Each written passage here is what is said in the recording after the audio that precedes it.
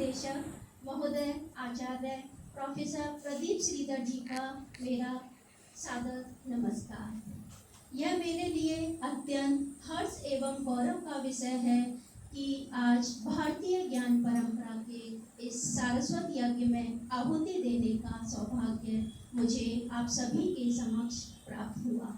मेरा मन अत्यंत ही प्रफुल्लित है कि आज मैं अपने गुरुजनों के समक्ष और कुछ मेरे विद्यार्थी भी हैं और कुछ मेरे सहयोगी भी हैं, तो उन सभी के समक्ष जो आनंद की अनुभूति हो रही है उस अनुभूति को मैं महसूस कर पा रही हूँ। तो ये मेरे लिए बहुत बड़ा अवसर है, सौभाग्य है और मैं बस कह नहीं सकती, इतना बड़ा सुयोग्य अवसर मुझे आज यहाँ प्राप्त हुआ है। और आज की ये जो कार्यशाला है, हम पिछले 10 दिनों से हम लगातार इस कार्यशाला में भारतीय ज्ञान परंपरा कल, आज और कल इस विषय पर हम लगातार विचार मंथन की प्रक्रिया से गुजर रहे हैं और मैं आशा करती हूँ कि सभी विद्यार्थियों ने इस विचार मंथन की प्रक्रिया से आप सभी लाभान्वित हुए होंगे। और इस संदर्भ में मैं साहित्य के संदर्भ में अपने विचार साझा करना चाहूँगी कि भारतीय ज्ञान परंपरा के प्राचीनतम स्रोत हमें वैदिक साहित्य से मिलते हैं। वैदिक साहित्य की यह धारा कभी नहीं सूखी, चाहे ये वैदिक ज्ञान लौकिक संस्कृत, पाली, प्राकृत, अपभ्रंश से होते हुए आज यह निरंतर आधुनिक भारतीय भाषाओं में प्रवाहित है। ज्ञान की यह धारा मानव जीवन के सभी पक्षों पर प्रकाश डालती है। जैसा कि कहा गया है, सर्वे भवन्तु सुखिनः, सर्वे सन्तु निरामया, सर्वे भद्राणि पश्यन्ति, मा कश्चित् दुःखभाग् भवेत्। ऐसे सभी के सुख, निरोग और मंगलमय जीवन की कामना करने वाली भारतीय दृष्टि वसुधैव कुटुम्बकम की अवधारणा को पुष्ट करती है। इसके बाद हम देखते हैं संस्कृत की यह विशाल परंपरा।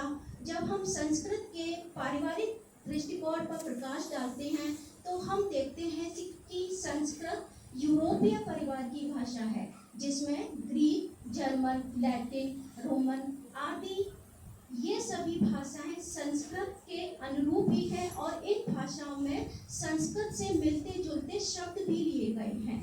तो पाश्चात्य विद्वानों ने इन भाषाओं का तुलनात्मक अध्ययन भी किया है और इनसे संबंधित शोध कार्य भी हुए हैं। अब हम संस्कृत के अतिरिक्त जब हम संस्कृत का स्रोत हम आधुनिक आर्य भाषाओं में देखते हैं, तो आधुनिक आर्य भाषाएं जिसमें हम देखते हैं हिंदी, पंजाबी, मराठी, बंगला, उड़िया, असमिया, इन सभी का मूल स्रोत संस्कृत ही है। और हम द्रविड़ परिवार की भाषाओं को देखते हैं तो द्रविड़ परिवार की भाषाओं में हम मलयालम है, कन्नड़, तेलुगु, तमिल, ये सभी भाषाओं में संस्कृत से मिलते जुलते शब्दों को ग्रहण किया गया है और संस्कृत के शब्दों को इस तरह से इन भाषाओं ने आत्मसात कर लिया है कि वो लगता ही नहीं है कि ये संस्कृत से कहीं अलग है। तो इस तरह से आर्य और द्रविड़ परिवार की भाषाओं में संस्कृत का प्रचुर मात्रा में प्रयोग देखा जाता है। और संस्कृत की यह परंपरा वैदिक रूप में हम देखते हैं तो वेदांग, ब्राह्मण, आरण्यक ग्रंथ हमें दिखाई देते हैं। तत्पश्चात हम देखते हैं लौकिक संस्कृत। लौकिक संस्कृत में रामायण, महाभारत जैसे ग्रंथ लिखे गए। रामायण, महाभारत ग्रंथ जो कि भारतीय संस्कृति के श्रेष्ठ महाकाव्य दिखाई देते हैं। और रामायण, महाभारत के अतिरिक्त संस्कृत काव्य की जो एक दीर्घ काव्य परंपरा है वो हमको यहाँ दिखाई देती है। फिर हम देखते हैं अश्वघोष, महाकवि कालिदास और श्रीहर्ष के बाद संस्कृत काव्य की यह निरंतर परंपरा हिंदी साहित्य में भी दिखाई देती है। संस्कृत काव्य की परंपरा के साथ साथ संस्कृत काव्य में काव्य शास्त्रीय ग्रंथों का भी विशेष महत्व रहा है। काव्य शास्त्रीय ग्रंथ काव्य शास्त्र को समझने में बहुत सहायक होते हैं और इनका साहित्यिक ऐतिहासिक महत्व भी विशेष रूप से है। जब हम काव्य शास्त्रीय ग्रंथों का अध्ययन करते हैं, काव्य शास्त्रीय ग्रंथों की परंपरा हम देखते हैं ईसा की दूसरी सदी से दिखाई देती है। ईसा की दूसरी सदी, जबकि भरत मुनि जिन्होंने नाट्य शास्त्र लिखा था और उन्होंने लिखा था तत्र विभावान व्यभिचारी संयोग भाव निष्पत्ति, अर्थात विभाव अनुभाव व्यभिचारी भाव के संयोग से रस की निष्पत्ति होती है। इस तरह से वे रस को यहाँ स्थापित करते हैं और फिर आगे चल करके हम छठी शताब्दी में भामा को देखते हैं। भामा जो कि अलंकारों को स्थापित करते हैं और शब्दार्थों सहितो काव्यम कहकर के अलंकारों को वो स्थापित करते हैं।